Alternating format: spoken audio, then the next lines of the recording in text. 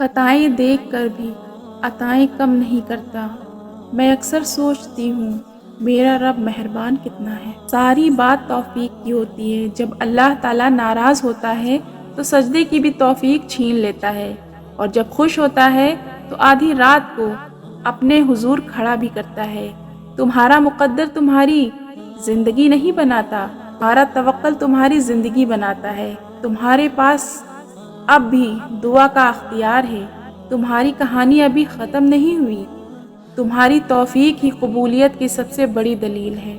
جب انسان بے حد مشکل اور پریشانیوں میں مسکرا کر یہ کہتا ہے کہ میں نے یہ فیصلہ اللہ کے سپرد کیا، تو یقین مانو فرش سے لے کر عرش تک ساری چیز لرز جاتی ہے، اور اس کی دعا، اس کی آہ سیدھا عرش تک پہنچتی ہے۔ ٹوٹے ہوئے دل کی آہ یقین جانیے کبھی ریگا نہیں جاتی، اور جب معاملہ اللہ کے سپرد کر دیا جاتا ہے تو ظالم بچ نہیں پاتا۔ وہ رحمان اور رحیم تو ہے، مگر کیا تم نے سنا نہیں وہ ذل جلال بھی ہے۔ کچھ دن صبر کرنے کے ہوتے ہیں، سراسر صبر کرنے کے، درگزر کرنے کے، اکیلے رہنے کے، خاموش رہنے کے، صبر کرنے کے، صحیح ہونے کے باوجود غلطی تسلیم کرنے کے، اور جب صبر محال ہو تبھی اجر عظیم ملتا ہے۔ بے شک اللہ تعالیٰ صبر کرنے والوں کے ساتھ ہے۔ یاد رکھو تمہیں آزمایا جائے گا، ہر وہ چیز تم سے چھین لی جائے گی جو تمہیں عظیم ہے۔ تمہیں کوئی راستہ نظر نہیں آئے گا، ہر انسان پیچھے ہٹ جائے گا، اور اس مشکل وقت میں تمہیں صبر سے کام لینا ہے۔ تمہیں صبر کرنا ہے، اللہ پر یقین کرنا ہے، دعائیں کرنی ہیں۔ بے شک اللہ تعالیٰ کبھی اپنے بندے کا ساتھ نہیں چھوڑتا۔ جب تمہیں نیند نہیں آئے گی، تمہیں صبر نہیں ہوگا، تم برداشت نہیں کر سکو گے، پھر بھی تمہیں ان سارے عرصے میں یہ سکھایا جائے گا کہ صبر کیسے کرنا چاہیے، اور تمہیں خود بھی پتہ نہیں چلے گا کہ کب تم نے اس کی رضا میں خود کو راضی کرنا سیکھ لیا اور خود میں صبر کرنا سیکھ لیا، اور تمہیں یاد آئیں گی وہ جاگتی اور سوتی راتیں جب تم نے صبر کے ساتھ گزاری ہیں۔ اس وقت جب تمہارے پاس کچھ نہیں تھا تو صبر تھا۔ اگر تمہیں صبر نہ ہوتا تو تم کیسے اتنا مشکل وقت گزار پاتے، اور اللہ پر کیسے یقین کر پاتے، اللہ تعالیٰ کی اتنے قریب کیسے آ پاتے۔ جب بھی انسان کی قسمت سنوارنی ہوتی ہے تو اللہ وہ پہلے آزماتا ہے اپنے بندے کو، اور پھر وہ سب کچھ نواز دیتا ہے جو اس نے تصور میں بھی نہیں سوچا ہوتا۔ اگر اللہ تعالیٰ تمہیں ہر چیز سے نواز دیتا تو تم سجدے کی توفیق کہاں سے پاتے؟ تب تم سجدے کا سکون کہاں سے پاتے؟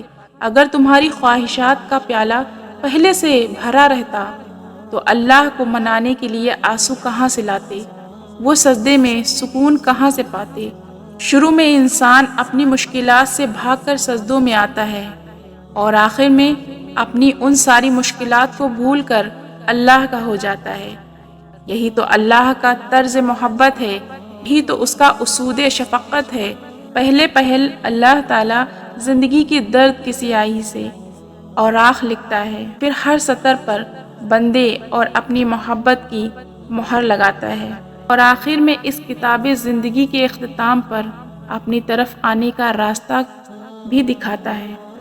پہلے وہ غم دیتا ہے اور دیکھتا ہے کہ بندہ مجھ سے راضی ہے یا نہیں، اور پھر وہ اپنی رحمتوں سے مالا مال کر دیتا ہے۔ یعنی اگر اللہ تعالیٰ کہے کہ یہ پھول مجھے پسند ہے، کیا میں تمہارے باغ سے لے جاؤں؟